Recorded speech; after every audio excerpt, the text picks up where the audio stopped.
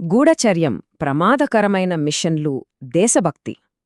అంటే వినడానికి ఏదో సినిమా కథలా ఉంది కదా, కాని ఇది సినిమా కాదు. అజిత్ దోవల్ అనే ఒక వ్యక్తి నిజ జీవితం.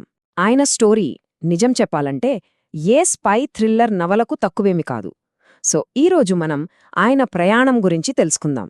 గూఢచర్యం నీడల నుండి అధికార ప్రాంగణాల వరకు ఈ ఒక్క మాట చాలు అజిత్ దోవల్ జీవితంలో ఉన్న రెండు విభిన్నమైన ప్రపంచాలను చెప్పడానికి. ఒకటేమో నీడల్లో దాగి ఉండే సీక్రెట్ ప్రపంచం, అక్కడాయన ఒక గూఢచారి. ఇంకోటేమో దేశ భవిష్యత్తును శాసించే పవర్ కారిడార్స్, అక్కడాయన ఒక పవర్ఫుల్ అడ్వైజర్. అసలాయన ప్రయాణం ఎలా సాగిందో చూద్దాం రండి.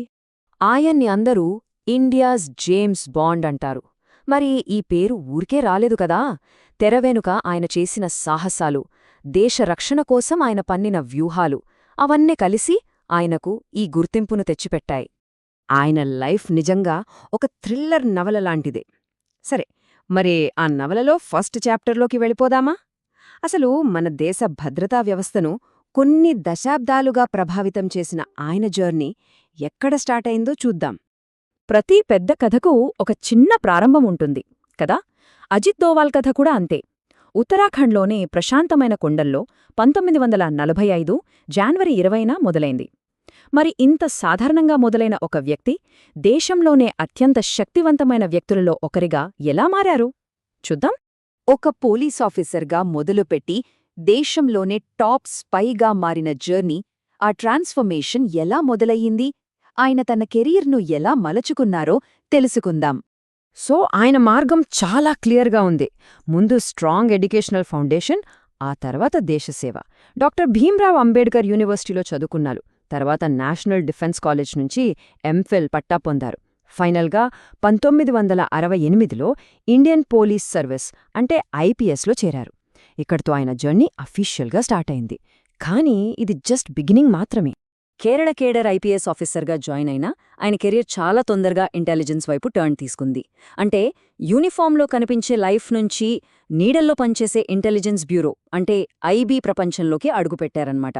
ఈ ఒక్క మార్పు ఆయన కెరియర్ను కంప్లీట్గా మార్చేసింది. ఇక్కడే అజిత్ దోవాయ్ అనే ఒక ఆఫీసర్ ఒక లెజెండరీ స్పైగా మారే ప్రాసెస్ మొదలైంది.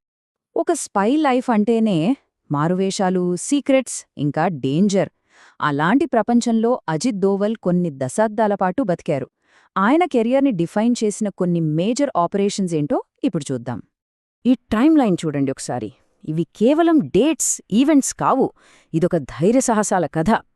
ఏకంగా 7 సంవత్సరాలు పాకిస్తాన్లో అండర్ కవర్ ఏజెంట్గా పనిచేయడం, పంజాబ్లో టెర్రరిజంని అణిచివేయడంలో కీ రోల్ ప్లే చేయడం, ఇక 1999లో IC-814 ఫ్లైట్ హైజాక్ అయినప్పుడు బందీల విడుదల కోసం చర్చలు జరిపింది కూడా ఆయనే.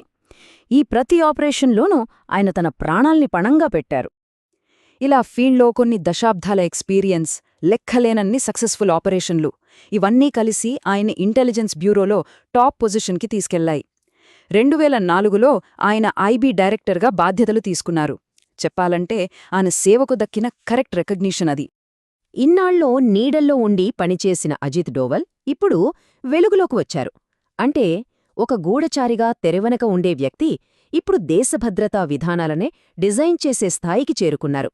నేషనల్ సెక్యూరిటీ అడ్వైజర్గా ఆయన పాత్ర ఏంటో చూద్దాం. 2014లో అజిత్ దోవల్ మన దేశ 5వ నేషనల్ సెక్యూరిటీ అడ్వైజర్ అంటే ఎన్ఎస్ఏగా అపాయింట్ అయ్యారు. ప్రధానమంత్రికి భద్రతా విషయాల్లో అత్యంత ముఖ్యమైన సలహాదారు ఈయనే. దేశ భద్రతకు సంబంధించిన ప్రతి కీలక నిర్ణయంలోనూ ఆయన ఇన్వాల్వ్మెంట్ ఉంటుంది. నిజానికి ఇది దేశంలోనే చాలా పవర్ఫుల్ పోస్టుల్లో ఒకటి. ఎన్ఎస్ఏగా దోవల్ మన దేశ సెక్యూరిటీ పాలసీలో ఒక అగ్రెసివ్ చేంజ్ తీసుకొచ్చారని అంటారు. 2016 surgical strikes, 2019 Balakot air strikes, వీటి వెనుక ఉన్న మాస్టర్ మైండ్ ఆయనే అని చాలామంది నమ్ముతారు.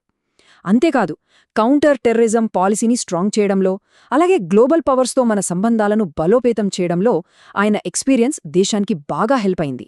ఇంత గ్రేట్ కెరియర్ వెనుక ఊహించలేనంత త్యాగం కూడా ఉంటుంది కదా. మరి ఆయన సేవకు ఎలాంటి గుర్తింపు లభించింది? ఈ మొత్తం ప్రయాణంలో ఆయన వ్యక్తిగతంగా ఎంత మూల్యం చెల్లించారు? ఆయన లెగసీని ఇప్పుడు చూద్దాం. ఇది చూడండి, కీర్తిచక్ర. ఇది చాలా చాలా అరుదైన గౌరవం. ఎందుకంటే కీర్తిచక్ర అవార్డును సాధారణంగా ఆర్మీ వాళ్లకిస్తారు. కాని ఒక ఐపీఎస్ ఆఫీసర్ అయ్యుండి అజిత్ దోవల్ తన ధైర్యసాహసాలకు గాను ఈ అవార్డును అందుకున్నారు. దీన్ని బట్టి అర్థం చేసుకోవచ్చు ఆయన సేవ ఎంత ఎక్స్ట్రాడినరీయో. కీర్తిచక్ర మాత్రమే కాదు, ఆయన కెరియర్లో presidents police medal, meritorious service కోసం పోలీస్ మెడల్, ఇలా ఎన్నో గొప్ప అవార్డులు అందుకున్నారు. ఇవన్నీ ఆయన డెడికేషన్కి, ఆయన సేవకు సాక్ష్యాలన్మాట. ప్రతి కాయిన్కి రెండు సైడ్స్ ఉన్నట్లే ఆయన జీవితానికి కూడా రెండు కోణాలున్నాయి. ఒకవైపు దేశమంతా కీర్తించే ఎన్ఎస్ఏ, స్పై మాస్టర్, మన డిఫెన్స్ ఆర్కిటెక్ట్. మరోవైపు ఏళ్ల తరబడి ఫ్యామిలీకి దూరంగా శత్రుదేశాల్లో ప్రాణాలను అరచేతిలో పెట్టుకుని బతికిన ఒక వ్యక్తి. ఈ కీర్తి, ఈ పేరు వెనుక ఎంత పర్సనల్ సాక్రిఫైస్ ఉందో మనం బహుశా ఊహించలేం కూడా.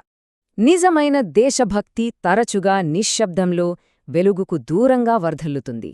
ఈ మాటలు అజిత్ దోవల్ లైఫ్కి పర్ఫెక్ట్గా సూటవుతాయి. నిజమే కదా, దేశం సేఫ్గా ఉండటానికి ఆయనలాంటి ఎంతోమంది హీరోలు సైలెంట్గా లైమ్లైట్కి దూరంగా తమ డ్యూటీ చేస్తూనే ఉంటారు. మనం ముగించే ముందు ఒక్కసారి ఈ ప్రశ్న గురించి ఆలోచిద్దాం. అసలు ఒక దేశాన్ని నీడల నుండి కాపాడాలంటే ఏం కావాలి? బహుశా దీనికి సమాధానం అజిత్ దోవాల్ జీవితంలోనే దొరుకుతుందేమో. ధైర్యం, త్యాగం, అన్నింటికంటే ముఖ్యంగా దేశం పట్ల అంతులేని ప్రేమ.